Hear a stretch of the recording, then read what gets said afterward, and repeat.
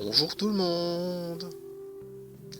Alors, une fois n'est pas coutume, je vais allier de chouettes images de ma descente quand il y avait plein de neige. C'était chouette, vraiment, avec une belle lumière aussi.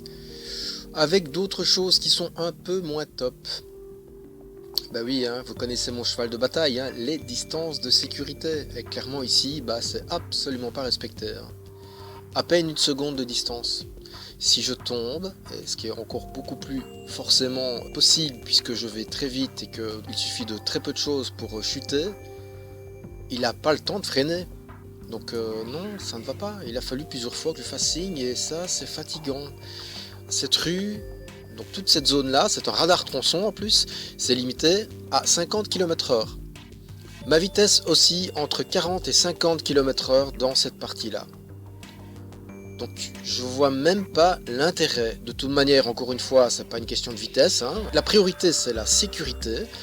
Mais en plus, je suis quasiment à la vitesse maximale. D'ailleurs, regardez comme à chaque fois quand. Donc il me rattrape dans les lignes droites. Mais par contre, dans les tournants, je prends la tangente. Je suis plus rapide que lui. Donc voilà, et ici au moins, voilà, enfin il a compris, il a respecté, donc c'est bien. Mais il va encore me recoller encore plus loin, donc c'est pénible ce genre de choses, et ça gâche le plaisir. Regardez, voilà, c'est magnifique ici, c'est magnifique, et j'aimerais bien ne pas toujours devoir regarder derrière moi et de me sentir menacé. J'aimerais bien pouvoir compter sur la responsabilité, sur le sens de la responsabilité de tout le monde, et de ne pas devoir faire le gendarme continuellement comme ça.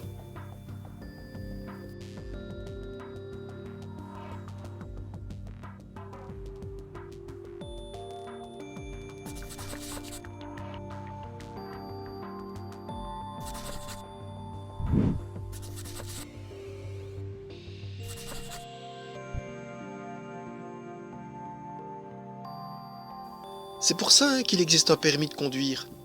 C'est un permis qui montre que nous sommes responsables. Et je dis nous sommes parce que ben oui, moi j'ai le permis aussi, j'ai le permis voiture.